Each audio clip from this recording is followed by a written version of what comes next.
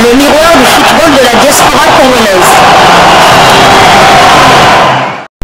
Vous êtes sur Diascofoot, le miroir du football de la diaspora congolaise. Diascofoot vous dit bonjour, tout plaisir est pour nous de vous retrouver, mais surtout de savoir que vous êtes nombreux en train de suivre votre chaîne YouTube dédiée uniquement aux footballeurs de la diaspora congolaise.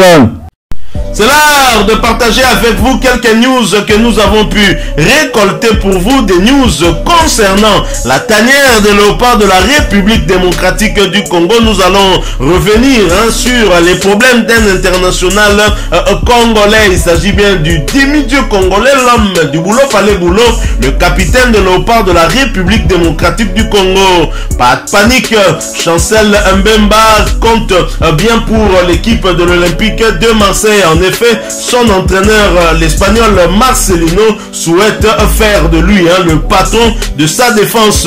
En tout cas, la presse marseillaise confirme la volonté de l'Olympique de Marseille de poursuivre l'aventure avec Chancel Mbemba Mangulu. Selon la Provence, l'international congolais devrait, sauf rebondissement, bien faire partie des plans de l'entraîneur espagnol Marcelino, qui ne compte que très peu de défenseurs d'expérience dans son effectif. Le demi-dieu congolais semble donc être désigné comme patron du secteur défensif olympien à l'entame de cette saison 2023-2024. Chancel Mbemba Mangulu est donc condamné à rééditer l'exploit de la saison dernière qui lui a permis de remporter le prix Marc-Vivien Infoé, prix récompensant le meilleur joueur africain de la Ligue 1.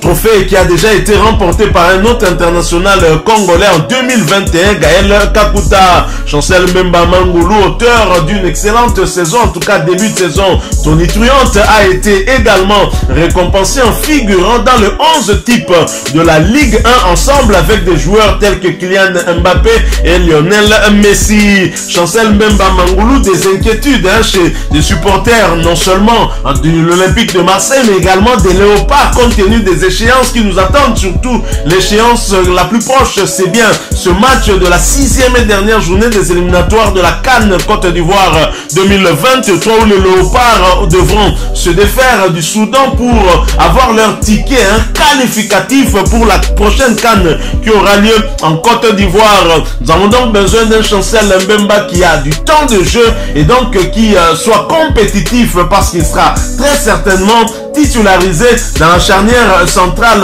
aux côtés sans doute de Dylan Batumbisika. Mais on a constaté que depuis que l'Olympique de Marseille a commencé sa préparation de pré-saison et Marseille a installé son camp, en tout cas du côté de l'Allemagne, il y a eu déjà joué plusieurs matchs, notamment contre le club belge de Le Pen. Chancel Mbemba n'avait pas été aligné, mais on a constaté quand même que lors du match amical de pré-saison qu'ils ont joué hier contre le RKC Waalwijk, club hollandais, où l'Olympique de Marseille a remporté ce duel sur le score de 0 but contre 1. Chancel Mbemba Mangulu a eu quand même à grappiller quelques minutes en termes de temps de jeu puisqu'il a fait son entrée en jeu à la 46e minute, donc à la pause. Chancel Mbemba Mangulu qui n'a pas encore été titularisé par ce nouveau entraîneur, l'ancien entraîneur de l'Athletic Bilbao en Ligue espagnole. Alors espérons que lors du prochain match de l'Olympique de Marseille qui va l'opposer au club allemand de Bayer Leverkusen, ce match est prévu pour le 2 août prochain. Chancel Mbemba pourra une fois de plus grappiller encore quelques minutes en termes de temps de jeu. Nous avons donc besoin d'un Chancel Mbemba en forme. Voilà pourquoi les Congolais étaient inquiets à un moment. Il y a eu aussi cette offre de l'Arabie Saoudite pour pouvoir recruter l'international congolais, mais le président marseillais Pablo Longoria était clair, était catégorique. L'Olympique de Marseille tenait à son défenseur central et n'avait donc pas envie de le laisser partir. Il faut dire que dans l'effectif actuel de l'Olympique de Marseille, surtout dans le compartiment en défense, Chancel Mbemba est le joueur le plus expérimenté, non seulement pour des compétitions telles qu'un championnat national, mais surtout pour la Ligue des Champions. Il a eu à faire cette compétition avec son ancien club, le FC Porto. Il a eu donc à acquérir beaucoup d'expérience aux côtés d'un défenseur expérimenté, le portugais Pepe. Et donc Chancel Mbemba n'est pas n'importe qui, avec Igor Tudor déjà vers la fin de la saison dernière, ça devenait compliqué pour Chancel Mbemba. Est-ce que Marcelino vient aussi dans ce même élan? Nous ne savons pas. En tout cas, la presse marseillaise nous rassure que l'entraîneur espagnol, le nouvel entraîneur de l'Olympique de Marseille, compte bel et bien sur Chancel Mbemba Mangoulou. Et bien évidemment, l'Olympique de Marseille a raison de chercher à se renforcer dans ce compartiment défense, d'autant que Chancel Mbemba sera absent très certainement, puisque la RDC ne ratera très certainement pas la prochaine CAN qui va se jouer en Côte d'Ivoire, puisqu'il ne lui manque qu'un seul point pour pouvoir se qualifier.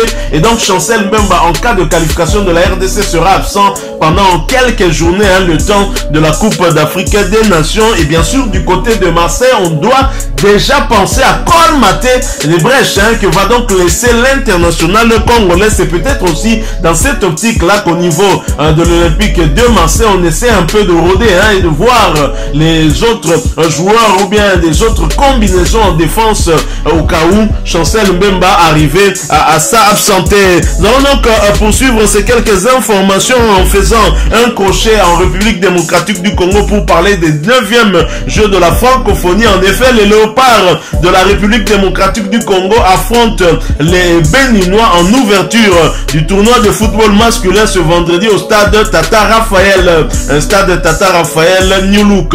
Les léopards U20 de la République démocratique du Congo seront face aux guépards du Bénin ce vendredi 28 juillet 2023 au stade Tata Raphaël en ouverture du tournoi de football des 9e Jeux de la francophonie. La rencontre est prévue sous le coup de 10h heure de Kinshasa. Les poulains du sélectionneur Guy Boukassa sont dans l'obligation de s'imposer face aux Béninois pour prendre une belle option dans le groupe A qui est composé de 3 équipes. Après le Bénin, la RDC va matcher le Mali le dimanche prochain. Il est à noter que les 9e Jeux de la francophonie se dérouleront du vendredi 28 juillet au dimanche 6 août prochain à Kinshasa. Ces Jeux ont la particularité d'abriter des compétitions sportives et un ensemble de concours culturels et scientifiques en épreuves individuelles et collectives. Rassemble 3 à 4000 artistes et athlètes ainsi que plusieurs centaines de personnalités officielles, dont des chefs de l'État et de gouvernement, des ministres et ambassadeurs venant de différents pays membres de l'Organisation internationale de la francophonie OIF. Pour rappel, plus de 4000 jeunes talents sportifs et artistes issus des 88 États et gouvernements de la francophonie sont invités à participer à ce plus grand événement sportif et culturel de l'espace francophone dédié à la jeunesse. Ce qui nous intéresse, c'est beaucoup plus le football et nous souhaitons donc bonne chance à nos fauves qui sont déjà en train de jouer contre les guépards du Bénin. Terminons ces quelques informations par la CAN 2023 qui va se jouer au mois de janvier prochain en Côte d'Ivoire. Vous le savez, 6 stades seront disponibles pour cette fête continentale du football africain. La CAN va se jouer en Côte d'Ivoire du 13 janvier au 11 février 2024.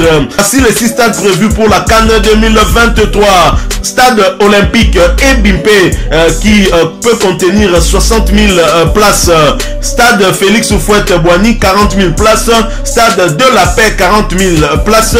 Stade de Korogo 20 000 places. Stade de San Pedro 20 000 places. Stade de Yamoussoukro 20 000 places. Ça promet d'être une belle compétition et j'espère que la Côte d'Ivoire qui a toujours porté bonheur aux Congolais va également nous porter bonheur pour cette fois-ci. Nous espérons en tout cas aller le plus loin possible dans cette compétition qui constitue en soi aussi une préparation pour les éliminatoires de la Coupe du Monde 2026 qui va se jouer du côté du Mexique et des États-Unis ainsi que du Canada.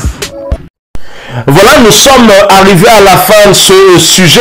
Si vous l'avez aimé, n'hésitez pas à nous laisser un maximum de j'aime. N'hésitez pas non plus à partager avec nous votre opinion. Si vous en avez une par rapport au sujet que nous venons de vous proposer, laissez-la nous à travers un commentaire.